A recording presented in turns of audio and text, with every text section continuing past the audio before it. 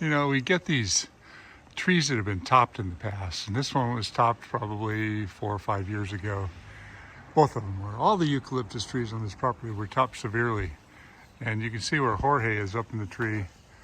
So what do we do in a case like this? Do we just continue with the same problem? Do we top them again? Well, I didn't want to do that, so what we're doing is we're going up and we're lightening up each section of the top and taking out, you know, there's like 5 or 6 new sprouts. We're taking out, 2 or 3 and just leaving some of them. And then we're tipping back the high ones with the pole pruner, bending them over and trying to reduce it so that the tree still has a full enough canopy. You see this one over on the left here. This one we haven't even gotten into it yet.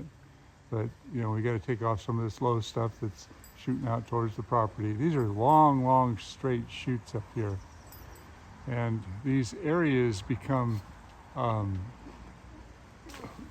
they're ripe for squirrels' nests and rats' nests because they're like little cages that hold all their, all their nesting material. So each of these trees, we're ripping out old rats' nests and old squirrels' nests. Nobody's home right now, so we're trying to minimize the infiltration of these critters in the property. And we're getting close to being finished. I'm going to take off a little bit more of this lower stuff here to kind of balance out down here. But you can see we took out a mountain of debris out of the top of these trees, mountain of brush, and it still looks presentable. So we've tipped back the highest points, we've thinned out some of the heaviest points, but I'll show you how much brush we have on the ground on the chipper.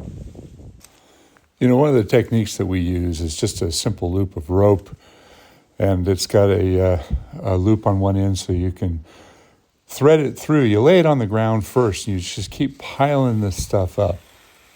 Be careful you don't have a piece that digs in as you're pulling it across the yard, or loop the rope underneath it. This was an incredibly long drag, and Jorge climbed today, so I ended up doing all the hauling. Now, if I would have tried to do this armload at a time, it would have taken me forever. As it is, I feel like a human mule here. But it gets the job done, and it's really quite efficient. So, you should really try this.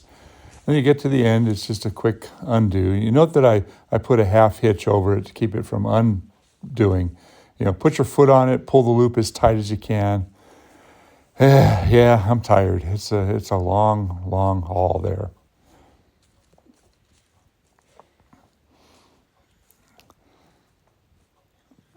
That's all the brush that we took from these 2 eucalyptus trees.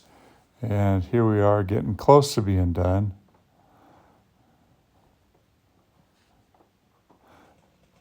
Oh yeah, we had wildlife in the area. That was kind of cool. And there we are. That's what it looks like. We took a lot out of it because these things can be real problems. Also had a citrus tree that she asked me to work on. It was so heavily overloaded with fruit, but she did not want to lose the fruit. And this one branch, it's ready to break. And at the end of the day, I'm back home. This is my dog, Hank. Big Hank, yeah. He's a real lover. And I've also got my little dog, Holly. There she is. Hank and Holly. It's time to feed them.